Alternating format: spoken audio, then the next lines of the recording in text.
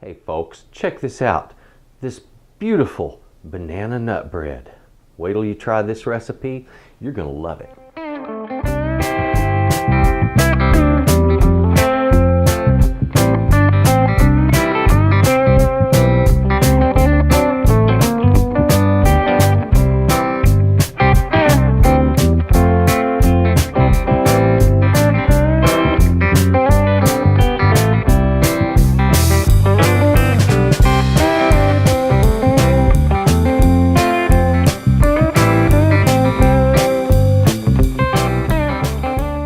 Well, howdy folks, welcome back to Texas Cooking Today.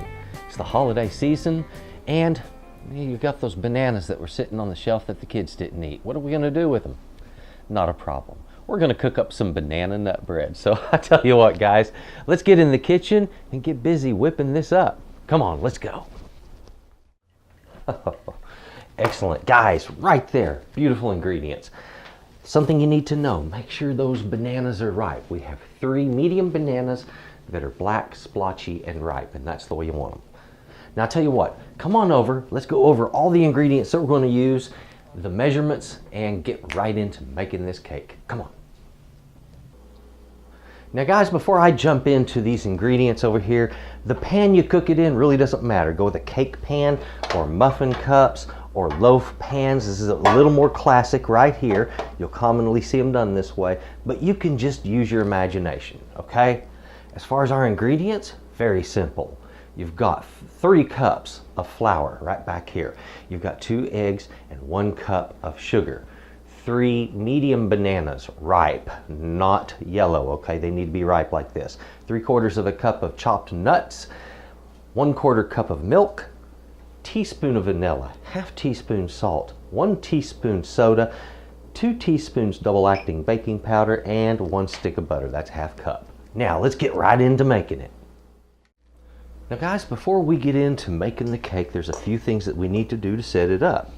Let's go ahead, separate our bananas, peel them, and get them down in this bowl. Now, as you can see here, my masher.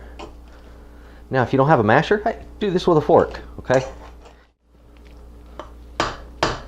Now it's always best when you're working any recipe to get things like this done before it's time to mix everything together. So in other words, you would want your butter already brought to room temperature. You want your banana already mashed, flour already sifted, so forth and so on. And speaking of that, let's move right into the flour. Now what I'm going to do is I'm going to start by just placing some of the flour in my sifter. Now that some flour is in there, let's get our baking powder, baking soda, and salt. Put more of my flour over the top of that. Guys, let me tell you something. If you think that sifting isn't important, I've got news for you. It's exceptionally important. It does affect the texture of what you make, without a doubt. Okay guys, it is time to grease and flour the pan. I'm going to take a little bit of that shortening right there, and that's just vegetable shortening, and I'm going to work it around the inside of this pan. I just have to get it evenly spread.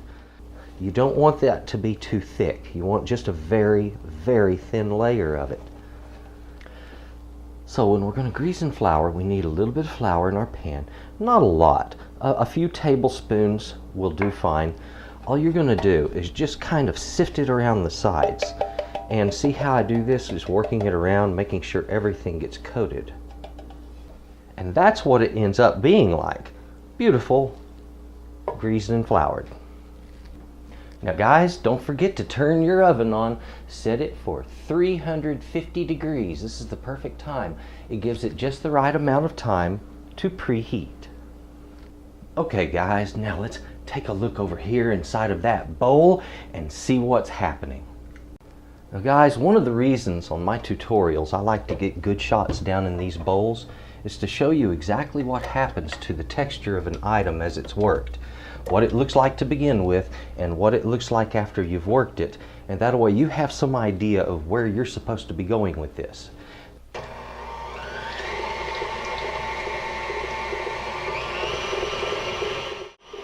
All right, guys, this has just been started, and I'm going to do a counting timer on this. So what we'll do is I'll just push this, and this thing will start counting up. And I'm going to set it in the back of the frame over here so you can just kind of peer over at it from time to time. Now, guys, look at our time, and look at our butter. So I'm going to put these eggs in. Always do this at slow speed. And guys, I'm going to start working in my sugar at the same time here. I'm also going to put in my vanilla.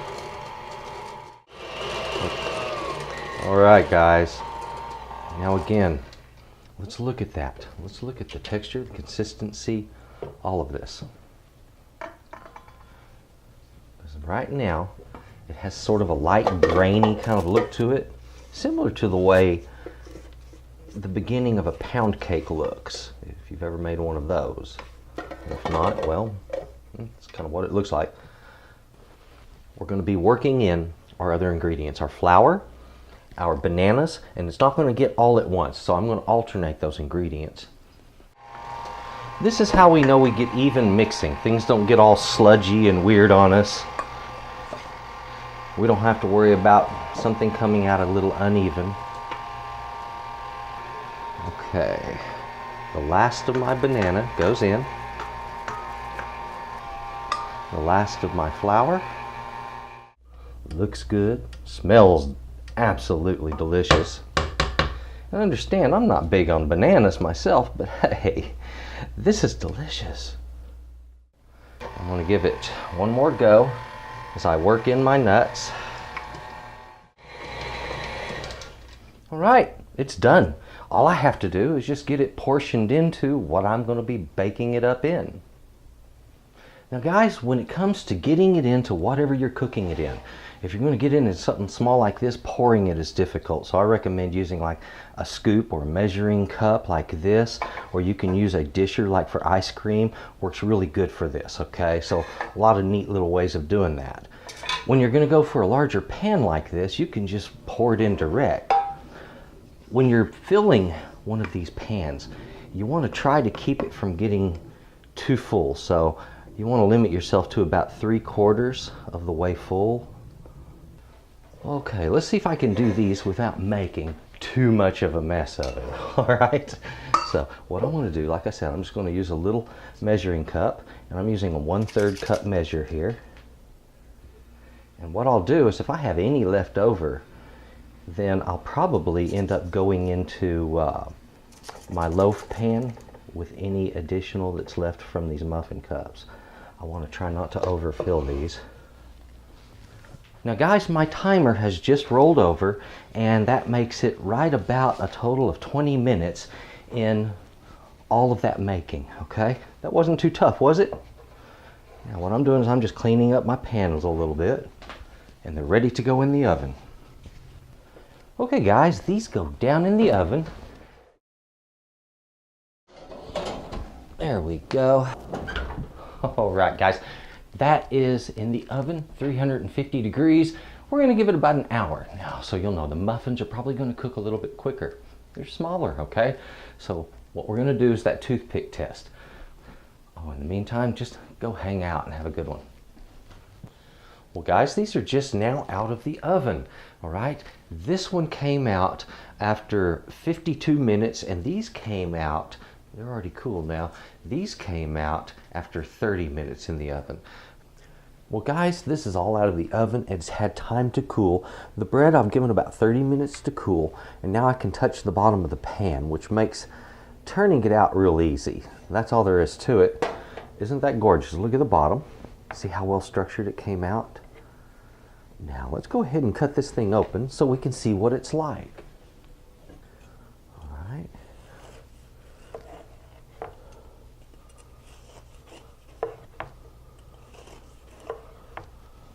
Look at that, folks. Isn't that beautiful?